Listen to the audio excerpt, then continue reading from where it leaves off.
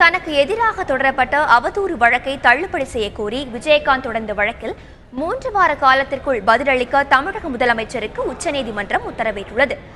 கடந்த ஆண்டு இறுதியில் தருமபுரி மாவட்டத்தில் நடைபெற்ற பொதுக்கூட்டத்தில் முதலமைச்சரை அவதூறாக பேசியதாக தமிழக அரசு சார்பில் விஜயகாந்திற்கு எதிராக தருமபுரி நீதிமன்றத்தில் வழக்கு தாக்கல் செய்யப்பட்டன.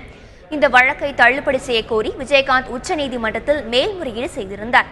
இன்றைய வழக்கு விசாரணையின் போது தீபக் மிஸ்ரா தலைமையிலான அமர்வு, அரசியல் போன்று பொது வாழ்வில் இருப்பவர்கள் விமர்சனங்களை ஏற்றுக்கொள்ளத்தான் வேண்டும், தனக்கு எதிராக வரும் விமர்சனங்களை அடக்குவதற்காக அவதூறு சட்டத்தை பயன்படுத்தினால் அது ஜனநாயகத்திற்கு எதிரானதாகத்தான் இருக்க முடியும் என்று கருத்து தெரிவித்தார்.